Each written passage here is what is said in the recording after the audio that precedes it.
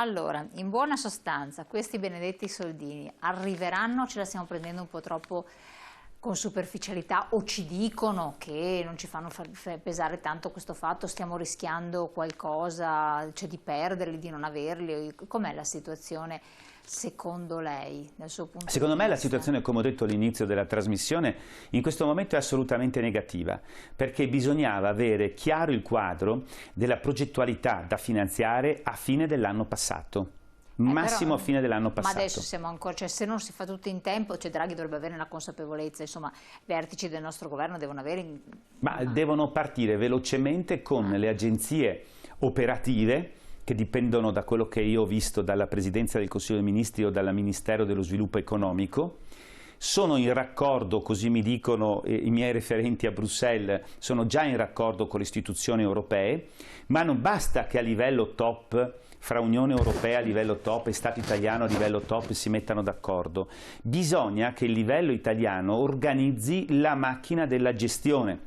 Questa macchina non è ancora stata organizzata e se la macchina non funziona noi possiamo avere carburante quanto ne vogliamo, ma se la macchina non c'è o non funziona, quel carburante lo perdiamo. Perché non lo crea dal niente, non è così facile. Quindi bisogna che o si decida di fare un'operazione tipo fondi strutturali e i fondi vengono dati in gestione alle regioni, come è attualmente la disponibilità degli altri fondi, oppure si individuano altri meccanismi, ma questi altri meccanismi devono essere individuati in forme velocissime. Assolutamente. Parliamo di miliardi a fondo perduto, 390, giusto? Sì, sono cifre evidentemente che variano un pochino, possono essere di più, possono essere di meno, comunque stiamo parlando di una cifra molto alta, sicuramente molto alta. Che cosa potrebbe, c'è qualcuno che potrebbe metterci i bastoni tra le ruote a livello europeo? Ma non è che ci mettano... Allora, a livello europeo, questa è un'altra cosa che proprio dobbiamo capire, perché si vedono tante falsità su quello che è l'Europa. Sembra che l'Europa sia per certe persone un nostro nemico. Ed è una delle assurdità che stiamo vivendo, portate avanti anche da fenomeni di nazionalismo che non ci stanno né in cielo né in terra in questo momento. Cioè, l'Europa non ha nessun vantaggio, e questo lo dico e lo ripeto sempre, che l'Italia vada male, perché siamo un mercato prima di tutto di 60 milioni di abitanti. Se noi andassimo male ci sarebbero aziende, soprattutto del mercato, il primo mercato manifatturiero è quello tedesco, aziende come la BMW, la Mercedes, avrebbero problemi a non avere gli italiani che comprano le loro auto. Un paese che diventa sempre più povero non compra prodotti di altri paesi europei. Ricordiamo che anche noi esportiamo in Europa il metà dei nostri prodotti che ci rendono così ricchi, soprattutto in Veneto, o meno ci rendevano, perché adesso con questa situazione. Quindi l'Europa, se non si crede al fatto che c'è una solidarietà europea stabilita dai numeri, che sono per esempio i fondi strutturali, che già esistono da anni, non ci crediamo, va bene, allora una persona di buon senso deve dire: ma cosa ci guadagna l'Europa a mettere in ginocchio l'Italia e con l'Italia andare a fondo anche lei? Non ci guadagna nulla. Quindi noi non abbiamo altro che la speranza di avere dei governi che siano europeisti e che cioè dialoghino con l'Europa, perché io qui che rappresento una fiera, la fiera si basa sul fatto che abbiamo delle imprese che noi promuoviamo non solo sul mercato italiano ma anche sui mercati esteri per aiutarle ad esportare. Ovvero se dall'altra parte noi riceviamo imprese che arrivano dagli altri paesi. Ora tutte le fiere italiane che danno un impulso fortissimo alla nostra economia in questo momento sono in difficoltà estrema, ma non solo per il fatto che tu non puoi aprire i quartieri fieristici, ma anche perché se organizzi una fiera internazionale non puoi mandare aziende fuori, fai fatica, ci sono un sacco di regole, no, per i tamponi, e non puoi riceverne, c'è un blocco totale, una chiusura delle frontiere. Il Covid è la dimostrazione che l'arroccamento su posizioni di nazionalismo o di autarchia sono cose che forse c'erano fra le due guerre mondiali e che non hanno portato molta fortuna, perché abbiamo visto la distruzione delle due guerre mondiali. Quindi queste forme di nazionalismo e autarchia sono negative per il sistema delle imprese. Noi abbiamo bisogno di mercati aperti, perché con i mercati aperti riusciamo ad esportare, riusciamo anche a mettere il consumatore di fronte alla possibilità di scegliere dei prodotti. Non nascondiamoci che molte delle nostre auto sono migliorate tecnologicamente, perché a un certo punto si sono aperti i mercati alle auto, se vi ricordate, giapponesi, coreani. Sì, cioè la concorrenza fra imprese permette al consumatore di avere poi un prodotto che funziona meglio o che costa di meno. Assolutamente. Beh, appunto, a proposito di ripresa, un altro dato interessante: il 65% delle aziende nordestine prevede di ripartire nel secondo semestre di quest'anno. Questi sono i dati approssimativi, dopo lei magari dati migliori. Ma io è una cosa, sì. Prego, è una cosa. No, volevo solo ricordare che l'estate appena passata c'è stata una crescita violenta dell'economia in quei mesi estivi. Ci siamo dimenticati, ahimè, troppo velocemente del contagio. Ma che cosa dice questo? Lo dice anche alla nostra piccola fiera di Longarone. Dopo ne parliamo. No, noi siamo pronti a ripartire. Al primo momento siamo, perché la gente ha voglia di uscire di casa, di uscire dal guscio, quindi noi siamo molto ottimisti. Ma abbiamo visto il weekend appena passato. Sì, ma noi siamo molto ottimisti che l'importante è che la gente stia attenta, no, appunto negli assembramenti, no? Soprattutto adesso d'inverno, perché se l'assembramento è in luogo chiuso non c'è cambio d'aria. Infatti una delle cose che non ho mai capito, che una delle regole che si imparava da ragazzo, quelli che insegnavano i nostri nonni, era aprire le finestre per evitare contagi una volta di influenze e raffreddori.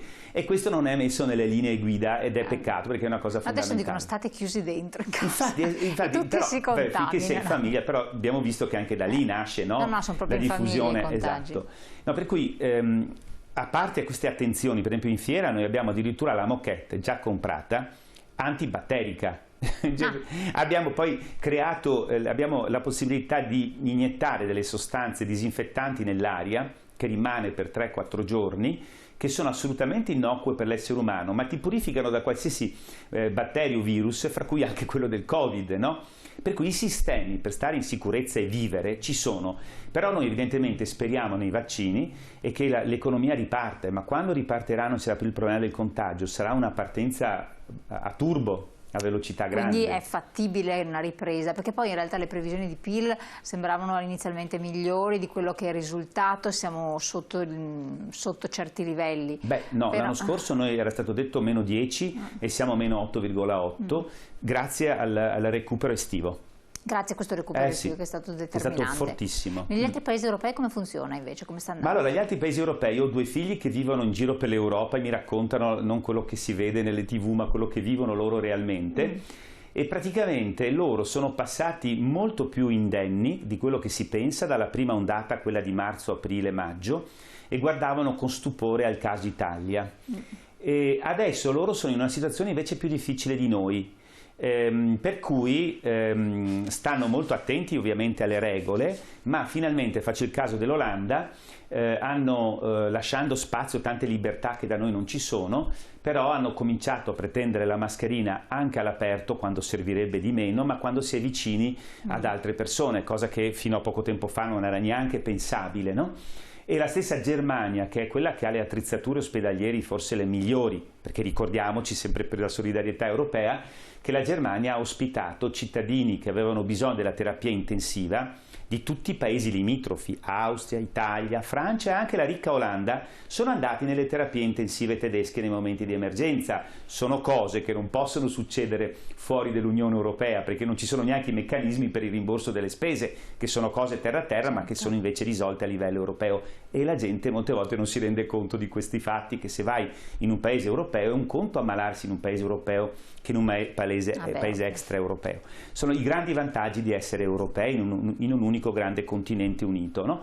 Quindi negli altri paesi in questo momento c'è una situazione grave. Per esempio per noi il fatto che la Germania non stia bene in questo momento è un fatto gravissimo. Di cui non si parla tanto, tra l'altro. Ma perché noi abbiamo avuto anche una ricrescita del turismo nei mesi estivi, per quanto ridotta, grazie soprattutto, come al solito, ai tedeschi, perché non dimentichiamoci che in queste zone metà dei turisti totali sono tedeschi. Adesso, se i tedeschi mi stanno male, lo si capisce che è un problema per il turismo della prossima estate, quindi speriamo bene che si riesca a fare velocemente queste vaccinazioni, che si guardi all'esempio di Israele, che è avanzatissimo perché mi pare che più del 60% è stato vaccinato, e ho sentito ieri ad una trasmissione ufficiale, non di quelle cose un po' così strane, che effettivamente ci si ammala ancora, ma chi si ammala non ha più bisogno di andare in ospedale, cioè la malattia è molto più delicata, meno forte, meno intensa. Ecco, quindi questi sono dati, ma ecco, davvero un'Europa che naviga, che si muove a più velocità, non può essere abbastanza... No, questo è un grosso... Sì, sono d'accordo. Ecco, per esempio, tornando al fenomeno, al sistema fiere, io che credo nell'Europa, però ogni tanto bisogna fare qualche piccola critica. È stato approvato una deroga agli aiuti di Stato solo per la Germania e pare adesso per la Danimarca, che invece io avrei detto, ma scusate, facciamola per tutta Europa, una deroga, cioè per poter concedere aiuti al settore fieristico. Per cui la Germania può ottenere fondi fino a 2 miliardi di euro, cioè la Germania non può ottenere, può dare dei propri soldi fino a 2 miliardi di euro al sistema fieristico tedesco, il quale è un gigante. Ma il numero 2 poi è quello italiano, al quale sistema italiano basterebbero 900 milioni di euro, ma il nostro sistema pubblico, quindi lo Stato, non ha ancora fatto questa richiesta di deroga agli aiuti di Stato a Bruxelles, per cui i tedeschi adesso possono dare i soldi alle fiere tedesche, gli italiani non possono dare soldi alle fiere italiane, ma questa è colpa nostra soprattutto. Dico, l'Europa avrebbe potuto stimolare di più il governo italiano, ma molte volte non è facile stimolare la nostra burocrazia, che è sempre così lenta e inefficiente. Quindi noi ci troviamo adesso che le fiere tedesche partiranno, stanno già ripartendo, perché hanno risolto con questi soldi tutti i loro problemi finanziari, appena è possibile ripartono. Se noi mandiamo in fallimento le nostre fiere, le fiere tedesche potranno o fare concorrenza sleale o comprarle per nulla. E la fiera di Longarone come sta andando? La fiera di Longarone è piccolina, la fiera di Longarone è piccola e quindi, come tutte le cose più piccole, è più semplice da risolvere il problema. Devo dire che noi dovremmo aver avuto, perché così ci risulta, anche se non abbiamo la conferma scritta, un grosso finanziamento da uno dei vari decreti ristori che ci permette di tornare in perfetto equilibrio finanziario. Quindi ricominciare l'attività. E addirittura è stato chiudere in pareggio, addirittura inutile il bilancio di quest'anno. Quindi stiamo parlando di cose importanti, però noi siamo piccoli, quindi a noi può bastare $500.000 di euro. A fiere più grosse bisogna moltiplicare per 100 il fabbisogno. Quindi per assurdo, nell'ambito delle regole europee, chi è più piccolo è più avvantaggiato dalle regole sugli aiuti di Stato, no? Non è per assurdo, è una politica europea che vuole avvantaggiare soprattutto le entità più piccole. Chiaro, ma le fiere quando riapriranno? Allora, noi iniziamo, grazie della domanda, perché noi iniziamo con la fiera Ricostruire, quindi il settore edilizia, ma anche un po' l'arredo, le costruzioni, soprattutto di montagna, e l'arte in fiera, quindi l'arte anche del nostro Veneto, delle nostre Dolomiti, il 15 di maggio. Ah, lo sapete già come data? Sì. Noi per il momento abbiamo definito questa come data perché abbiamo fatto un po' di serie di conti fra i vaccini, il caldo che arriva, l'aria, i locali più aperti, quindi una diffusione minore del virus. Noi contiamo molto sul 15 di maggio e poi abbiamo la seconda fiera che sarà invece a fine di giugno, che è la fiera Caccia e Pesca. Quindi ci sta. Quindi, e che quella secondo me sarà il 1000 per 1000 garantita.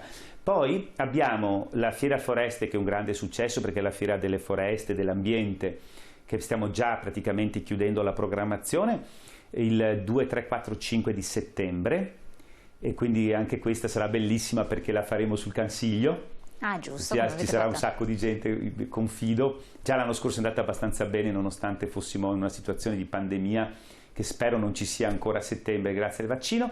E poi dopo tutte le fiere di autunno, che a Redamont in particolare, il turismo, la fiera del turismo e poi la fiera del gelato di fine novembre, sono tutte per il momento confermate, cioè ci devono fermare. Sì, dico, il gelato ce l'hanno mangiato perché nessuno ha potuto degustarlo. Comunque avete fatto qualcosa di virtuale, no?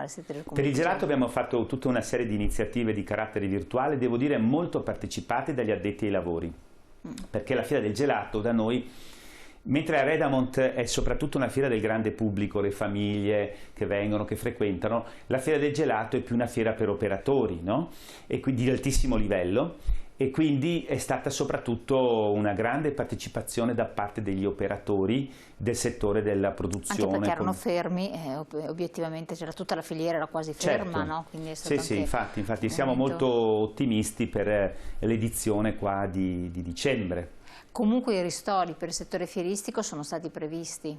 I ristori allora sono stati previsti a condizione che ci sia della internazionalizzazione. Questo secondo noi è sbagliato, perché ci sono delle fiere piccole che non sono internazionalizzate, mentre le fiere di Longarone, anche se siamo un po' lontani apparentemente, siamo in mezzo alle montagne, certo, in realtà grazie alle Dolomiti, grazie a questo brand potente, grazie anche all'apertura e alla capacità dei dipendenti, ma anche degli amministratori bellunesi della fiera di Longarone, è stata aperta a tutto il mondo sin dall'inizio, e quindi in particolare il gelato. A Redamont, ma anche le altre fiere, c'è una notevole apertura verso l'estero, ripeto, anche se siamo in mezzo alle montagne. E quindi si comincia a rimboccarsi nuovamente le maniche e a darsi da fare, quindi ci rivedremo per raccontare anche le manifestazioni fieristiche. Dai, speriamo che le cose vadano bene. Speriamo questo 15 di maggio che ci porti fortuna.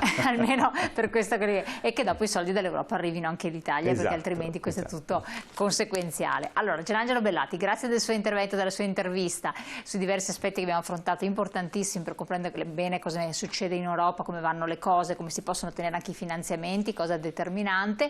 E lascio lei e i suoi lavori, i nostri telespettatori invece alla pubblicità, poi ritorniamo insieme con un'altra intervista tra poco.